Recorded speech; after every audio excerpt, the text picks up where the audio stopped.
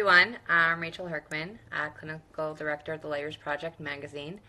Thanks so much for tuning in today. Just looking for Dr. Aimee Baron. Let's see if she's here yet. See lots of people joining. Hi, everyone. And let's just see about adding in Aimee. Still getting used to this whole Instagram live. Aimee, are you here? No? Okay. Oh, there she is. Okay. Waiting for Aimee. Hi, everyone. We're live from New York.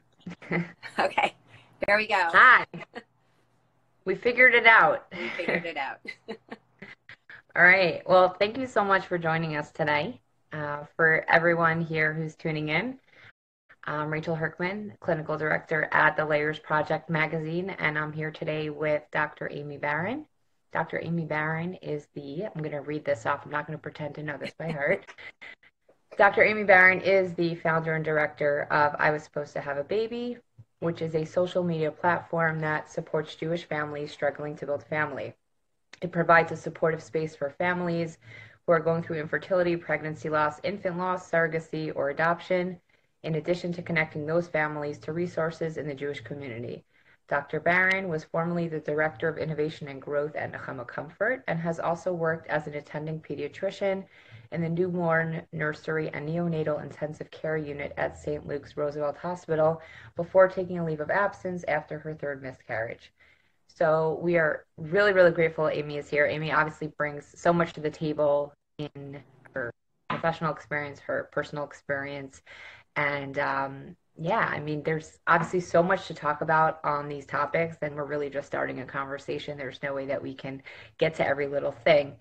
But it's interesting because last week with Halloween, I was looking around, at all the kids trick-or-treating. They're everywhere, at least in America. I don't know where everyone is calling in from. And I was just thinking about how... Comment from Penn, so I don't know if they have Halloween there, but either way, keep going. Yeah. And I'm sure, for those who are not familiar, Halloween in America is a holiday where people get dressed up. They're walking around getting candy. There's also like haunted houses and things like that. But it's a very kid-oriented holiday. And as I was looking at all these kids walking around, I was thinking how, for this holiday of Halloween, it's so kid-oriented. It's so kid-oriented. And how in the Jewish community and in many faith communities, a lot of ritual and a lot of community celebrations are around children and are built around the assumption or the hope that everyone is going to have a family. And the reality is that for many people, it is a struggle, whether that's individuals who do not have a partner yet or have a family or have a partner and are looking to build a family, expand their family, and so forth. So I'm wondering if you could talk a little bit about kind of what brought you into this, because when, in the Jewish community, I feel like only recent that it's become a lot more open, or at least to start these conversations. So what kind of pulled you into this? So for me, it was unfortunately, this is a personal journey for me. This is really a passion project. I was, as my husband and I got married, we decided to start a family right away, and we were very blessed to be able to get pregnant very quickly, and we had our first child also very quickly. And when we started to try for our second, it was difficult, and for just inexplicably, because we got pregnant so quickly the first time, we never expected to have difficulty the second time. And right. At that point, we were young, we were under 35, and so we waited sort of the mandatory waiting period, which people say is about a year, and then ended up at a doctor and a reproductive endocrinologist, and he said, "This is unexplained." He tested both of us, and we were both, perfectly fine according to all of his testing, and so thus began that journey. And without going sort of into detail there, we went through a round of IUI with some injectables, and it ended up that we did get pregnant. But that sort of gave me my first glimpse into this world about how people struggle. But really, the rest of my story sort of happened after my third child, when, again, because we had no difficulty getting pregnant per se. After that experience, after my first child, we got pregnant very quickly. So it was just sort of an unexplained blip at that point. And we got pregnant, and I never could carry a baby past about 4 or 5 months after my third child. I had 4 pregnancies in a row that just ended without any medical explanation. And that, you know, we don't have to talk about my personal trauma and my experience at that point, but I was sort of thrust unwillingly into this world.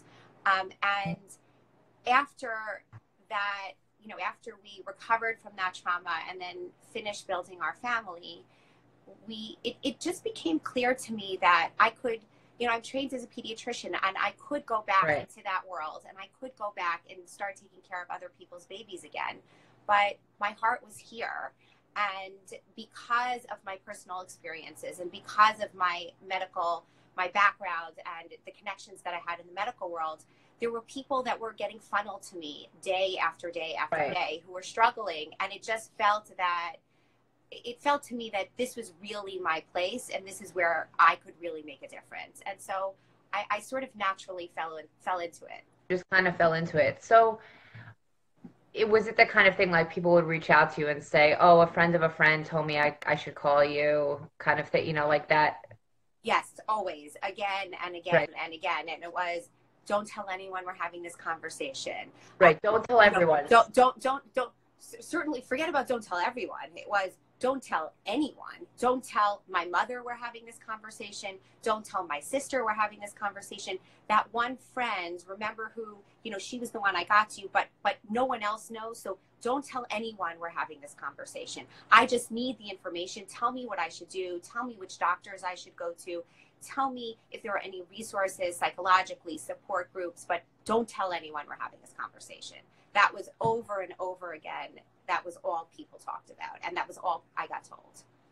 So it's interesting because I think in the clinical field, we definitely like the idea that people should be able to reach out and not feel like it's going to be repeated, that they're reaching out for help. 100%. But I think what you're touching on is more of that shame piece of, meaning this sense of this fear of other people knowing what we're struggling with, or the fact that we even have struggles, or even just this pressure to look like our life is just this cute little package with a bow on top. Correct. So what do you make of that painful silence, that stigma? What do you feel like is behind that that's particular to the Jewish community?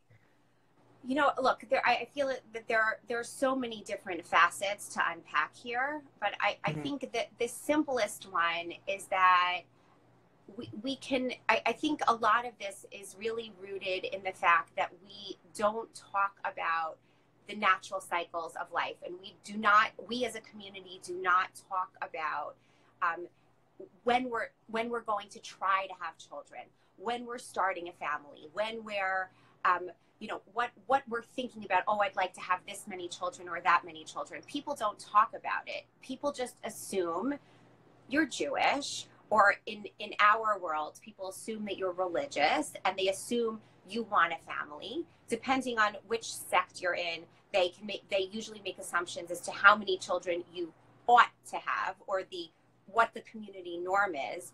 And that's just sort of laid out there. It doesn't take into account, you know, physical illness, mental illness, chronic illness, financial situations, whether people can and cannot get pregnant. There are so many different factors that come into play, but none of these things are taken into account when we talk about these ideas from a community level. It's just, oh, you live in this community and you belong to this specific sect. That must mean that you probably will have an average of X number of children. And it's those individuals and those families that, when they don't end up having the family that the community thinks they should, or they think they should, that's when the struggle, the internal struggle happens, because immediately they have to explain to themselves why this is happening and go through that psychological work and how to present, and then figure out how to present themselves to their families and then to the rest of the interesting community. you're saying that, because it's also, you know, what I'm hearing also is people feel like this fear of what are we going to answer people, Right. right? Right. Meaning That's a huge part of it. this thing of like, what are we going to answer people? This assumption that's a fair assumption that people are going to maybe ask questions. And I always find it ironic that there are things like people don't talk about, but then they're asking these really nosy questions. So it's just like a funny, it's a very funny balance. I find in general that things related to pregnancy, childbirth, having children, raising children, people just feel sometimes this permission to pry that's bizarre. You know, like I always joke around, you know, I have twins and I always joke around that, you know, people will ask me, they'll maybe like the third thing they might ask me is what kind of delivery I had. Yes. Yes. And it's so bizarre to me because I'm like, do you meet people for the first time and ask them if they wear tampons or pads? Like that would be very strange to ask them. Right. But yet when it comes to these other things, we think, oh, okay, like, you know, tell me all about your reproductive system. Right. You know? You know, it's so, there's one story that's sort of seared in my mind. The first time I spoke publicly about my losses, the Rebbitzin in our community came up to me afterwards. She pulled me aside and she said, you don't know me from this time in my life, but 25 years ago when my children, when we first came to this community, when we were still struggling to have our first, and it was deeply painful because we were going to doctor to doctor. And she said, I remember exactly the place on the sidewalk where this little old kind woman who I had many conversations with before, but she caught me alone and she said to me, so when are you giving us all a baby?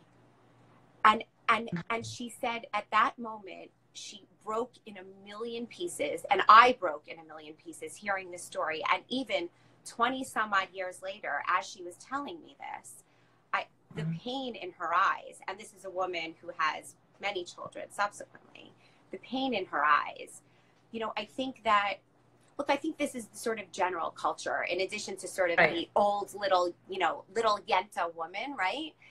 This is general culture. When women get pregnant, everybody feels the need to sort of like go and, you know, pat the belly. Oh, how are you doing? And, you know, everybody, it's almost like as your stomach gets larger, it becomes public property on some level. Everybody needs to comment. Oh, like would you go over to someone who's not pregnant and be like, your hips are really getting bigger? I mean, your tush is getting round. It's so you know, and I think it also ties into, you know, because when we're talking about building a family, it's obviously not just for people who are married with children or without children. We're talking even about people who are single and would love to have a family, and people asking them those questions of like, so new, when are we going to get a mazel tov? When are we going to hear good news? When are you going to bring a baby? You know, Bubby's not going to live forever, right? These comments that make people not want to go to social events or not want to get out of bed or not want to be around other people. And so it's, like you said, it's a real systemic thing in our culture. Let's take a moment even just to talk about men, for example, for a moment, because I find very often in these conversations, it's about women. Women are having these conversations. But for men who would like to have a family or would like to have children, it's also very painful. They may not have the same spaces to talk about it. What do you find in your work in terms of men? Do you have men reaching out to you, asking for support, not just how do I support my wife, but how do I get help for myself? Look, I mean, I think in every family, someone usually takes a role. You know, one partner is the quote strong one, generally speaking, and one partner is the emotional one. And often that falls sort of male, female, but it doesn't always. Because as we know, men are different than women. They are. And there are some women. Did you hear that? Sorry. It was just me. That was, of course I got a text message in the middle. Obviously. It's okay. My phone was ringing 5 seconds ago over here, so it's all good. You know, the reality is that men, men have to present this public image for the women, and often they're sort of thrust in that role because, while the women, the physicality of the infertility or the physicality of the loss is falling squarely sort of in their shoes or in their bodies, obviously, but the men still have the obligations to, daven with the minyan. They have to sort of go out in public often, more often than the women. And so they're sort of come face to face with a lot of these issues in sort of the acute time period that women are not. And it for some men, they find a lot of comfort and support by the fact that they're constantly surrounded by community, whether people know or whether they don't know, but usually there's someone in their community that they trust, whether that's clergy or someone else. So the fact that they have to show up to these, quote, communal events on a semi-regular basis is actually helpful for them and very healing for them. But on the other hand, it is often very difficult for them to keep having to put this public face on when their wife is home in bed crying, and they also want the opportunity to be able to emote in that way, and yet don't and can't. So do you find that there's, also that sometimes, and again, everyone is different, and, I don't want to make a gender stereotype that's 100% about everyone, but do you find that sometimes if women bump into each other, it will quickly go to their talking about children and families, how many kids do you have, or things like that, whereas sometimes with men that may not be the case. It may not be the third question they ask someone they meet. I actually noticed this once in a bio. I was speaking somewhere and I was looking at the booklet of all the speakers, and I noticed that the women were more likely to have in their bios, at the end of their bios, like, she lives with her partner and has this many children. Yes. And I noticed that the men were less likely to share that part of their lives in their bio. And again, I don't know if it's necessarily because of any rule, but more of just, it was just an observation, maybe part of identity or just things like that. But so let me ask you, so in the last bunch of years, there's been more conversations about this. There's been more conversations about the fact that there are a lot of people who will love to have children. Science has brought us new options, right? Which I think is a huge gift that we have that. Huge. And to see what, looking at where we are right now versus where we were 10 years ago, right? There's definitely been a dramatic change. Like, I remember on Layers project, when it first came out and there was like profiles with themes about infertility or miscarriage or, infant loss. And it was like a big deal. It was like, oh my gosh, like we're talking about this now. And I think now there's a lot more articles coming out on various magazines in almost a daily basis, especially during almost a daily basis, more men who are also writing articles and sharing. I mean, I've had male Facebook friends who have posted about loss that they experienced, or perhaps they're single and they would love to have a child one day. And I took a 5-year hiatus from Facebook, and when I came back, that was one of the first things I noticed, was that there was more vulnerability in what people were posting about their struggles in terms of just life in general. So going back to that question of what do you think has been challenging the stigma? You've obviously been on that side of, hey, let's push the envelope here. People are in pain. People feel like it's exhausting putting on a certain face. What has that effort been like to challenge the stigma? Look, we can talk about it personally. We can talk about it communally. I'll just talk about it communally, I think, for the moment. We know as a community that we are about 5 years, if not more, behind the general public. So when the general public is starting to talk about mental illness, we'll start talking about it 5 to 10 years later. When the general community, like it's already in vogue, everybody talks about that someone in their family has cancer. But, 25 years ago when my grandmother died from cancer, nobody was talking about that. So I think in general, we as a community really are, you know, a number of years behind. Are you okay? Is it No, now I all just over your spilled desk? coffee on myself. It's all good. It's all good. I could always get another cup. It's all good. And we're live. Here's to a water with a straw next time. Thanks. Although there's no lid, so I'm not sure mine is any better. Look, we are in general about, you know, 5 to 10 years behind, and the reality is that we are doing a decent job now. We are, you know, right.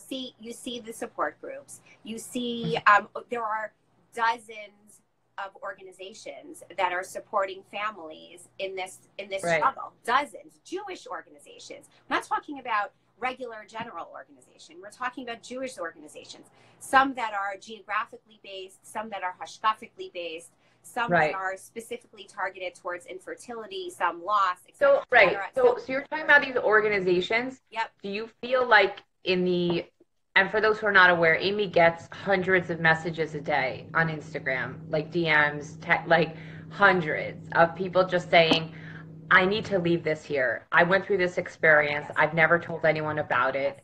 I need to tell you about it. I'm not even asking you for advice, right? So, and on Layers, I mean, we get that all the time. I mean, all the time. It's like one of people the things that you and I bonded over immediately. The fact that we're getting, every time you post a story on a specific topic, you're also getting inundated. Right. And Layers, from the time Layers Project magazine started, this has always been something. I mean, when Shira Lincoln Sheps, who started Layers and is our awesome Amazing leader, I mean, from the time she started it, she has always gotten floods of messages of people saying, hey, I've been through something and I feel like I could tell you about it. So what you're hearing, though, in your DMs from people, okay, so we see all these organizations are popping up, right? All these, you know, really trying to help and, you know, awareness and things like that. Right. Obviously, people are more likely to reach out to you to complain about a negative experience that they had in shul or in the supermarket versus to let you know about an uplifting experience that they had or something that someone did that was very sensitive to them. I do get both. Oh, that's good. That's great. good, because usually people are quicker to complain, right? Yeah. So always.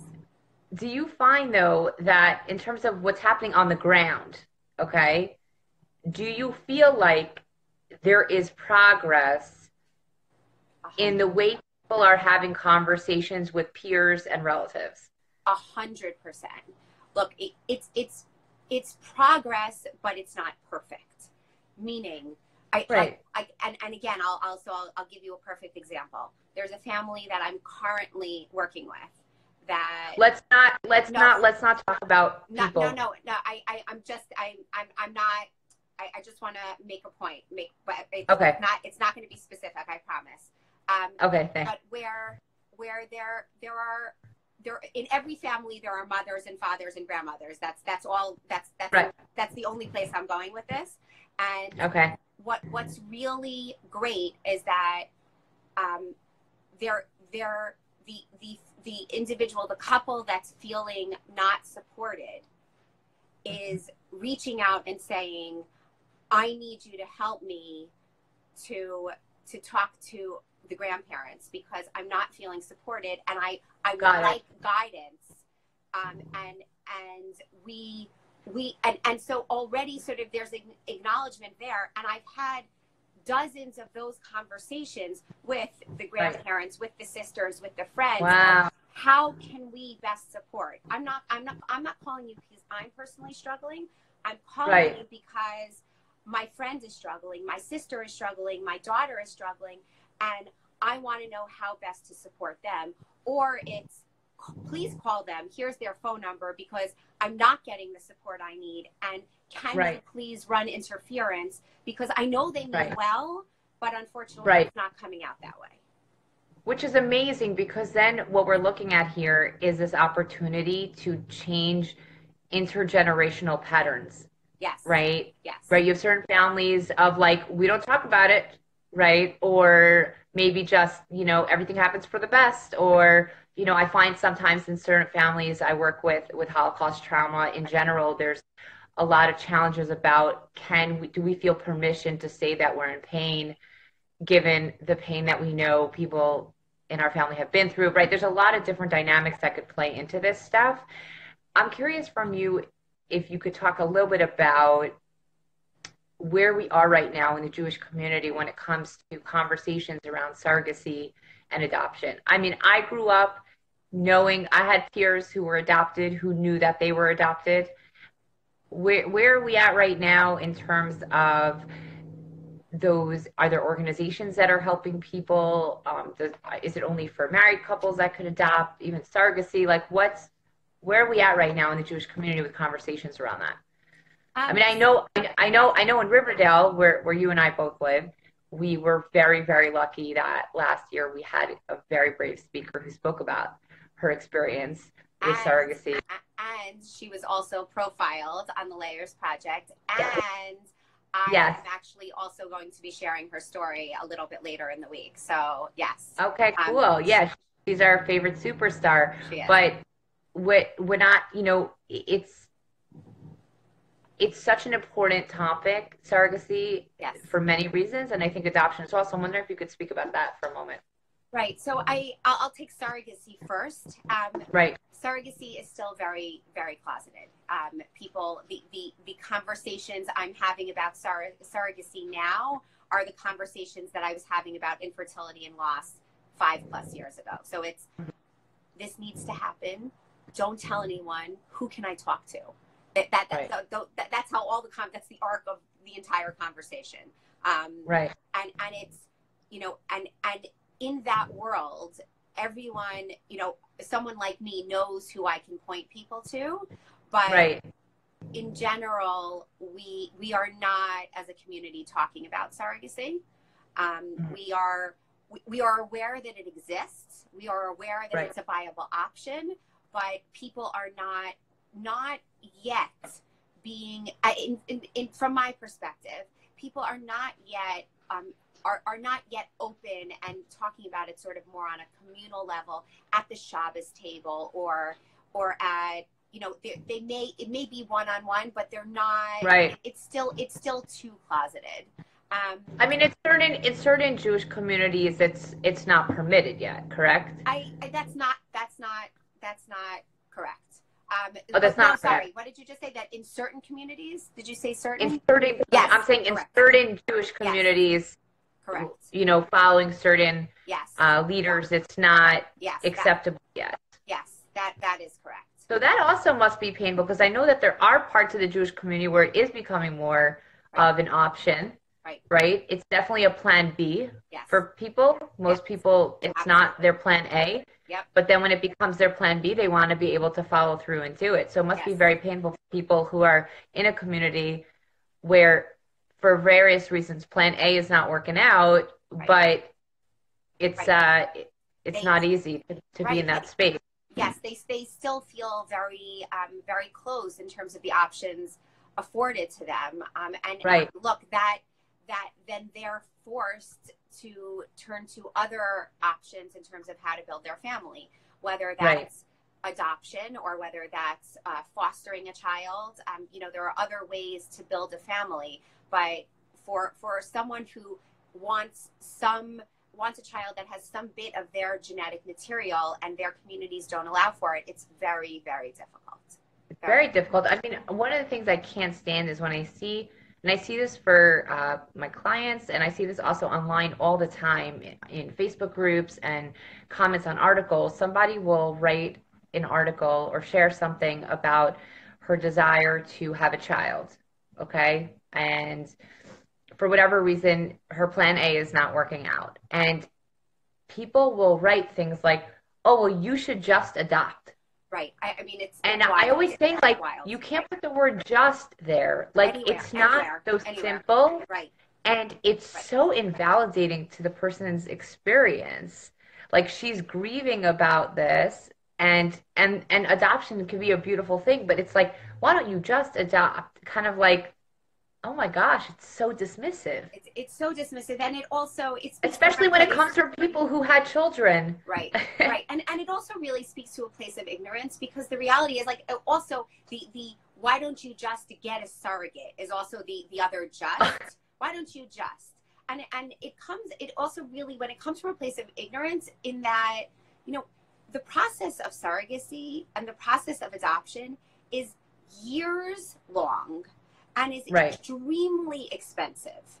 And so the notion that you can have this sort of offhanded comment thrown out at you, you know, in the middle of a Facebook chat or a Facebook group, like, why don't you just adopt? Why don't you just get a surrogate, is just dismissive and doesn't really speak to what the person is really asking for. The person is asking for support.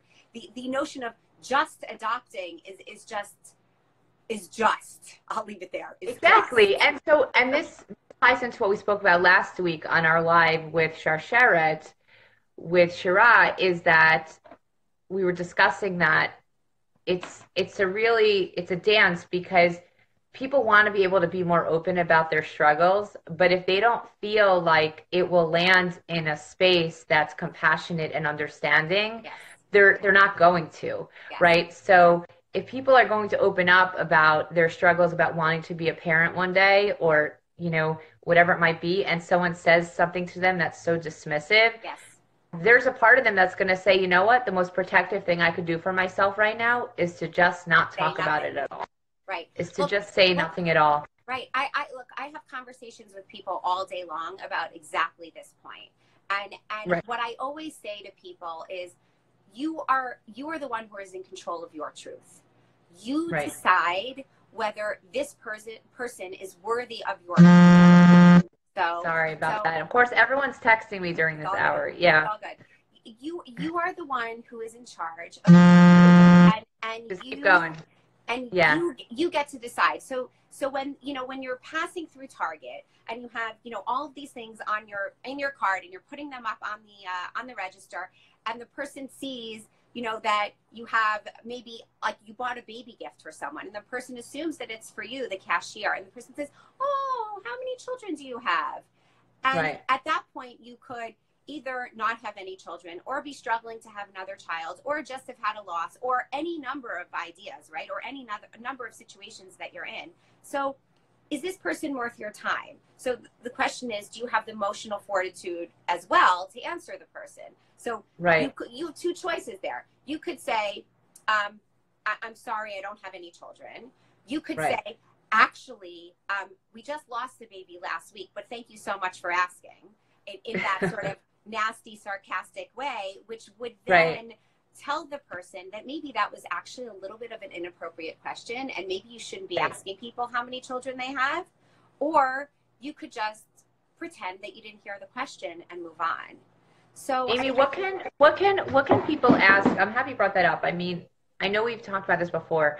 You know, since it's so common for people to meet people and ask them how many children they have, what's an alternative way if somebody wants to start a conversation about family? So I actually posted about this probably about a week or so ago on my feed, and people can go back to that and refer to it. But when I was working for Nechama Comfort, we sort of coined this just incredible phrase that really works for all situations.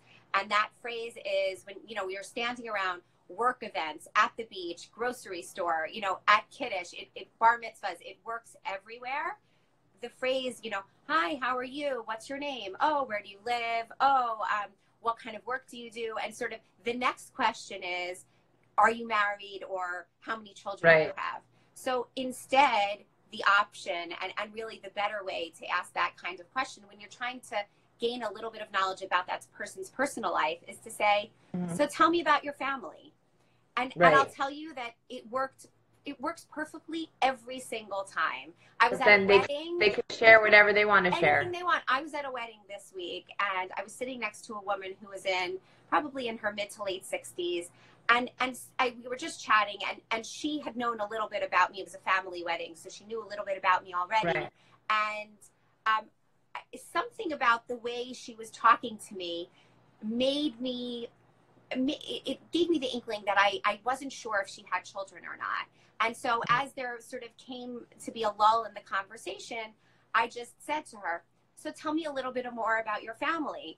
And she said, well, you know, my husband is this, and unfortunately my parents have passed a long time ago, and we were never able to have any children, and that was really sad. But and it just sort of opened up this conversation in a beautiful, comfortable way.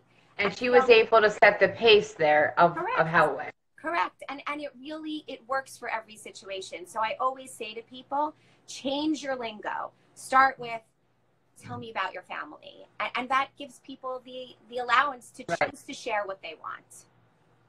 So as we're starting to, wind down in these last few minutes, and I think that's so great because it's very practical. I also just find how it just almost can come out like a reflex of even just asking people how many kids they have, right? I mean, in terms of the boundary piece, I mean, this is a big part of it, right? Because it's people respecting each other's boundaries, people understanding that when people are going through difficult things, or even just the understanding that we don't really know what other people are dealing with. Right. I feel like, that expression people say, like, you never know what goes on behind closed doors. Always. So, but the thing is, though, is I always say that expression is kind of rooting for people to be suffering behind closed doors of like, oh, like you might be jealous of them, but like, you don't know what goes on behind closed doors. Yep. So I would say, like, you know what? We don't know what goes on behind closed doors. Things might really be great behind closed doors. Like, it doesn't have to have that, but more like, how do we interact with the idea that, like, yeah, we don't know what goes on behind closed doors. We're really good at making up stories about other people's lives behind closed doors. I think social media feeds into that a lot. 100%. Where do you feel like boundaries are part of this in terms of people having boundaries in what they share on social media, or people like where do you see boundaries in this conversation? I really think that for each person that this is an individual discussion, right? And between them and their spouse and possibly their extended family members, everyone decides to share something different. I don't place a value judgment, and I don't think we as a community should place a value judgment on what people are choosing to share or not choosing to share. But my hope is that we're helping to create a space where if people want to share, that they're feeling supported, and that they're feeling that they have someone who's receptive and who knows how to answer them when they do decide to share. That when we sit at the table, or when we're sitting at events, or when we're sitting at Shabbos tables or family tables, that you take a look around you and you can sort of categorize people by, their age, or sort of, how many years they've been married and where they are in life. And you can say, oh, this is a couple that just recently met. This is a couple that just recently got married. This is a couple that's been married for 20 years. You can sort of make characterizations, and you can put people in boxes. And then you can tailor your conversation around them and make sure that you're being supportive, and you're giving each person the space to speak, and each person the space to voice their concerns or their issues. And to ideally not open up a conversation that's triggering. That when if you have a table of 3 families all with young kids, and the last couple you decide to invite last minute and they don't have any kids yet. So yes, of course you're going to talk about children, because the majority of the conversation, the majority of the families do have children.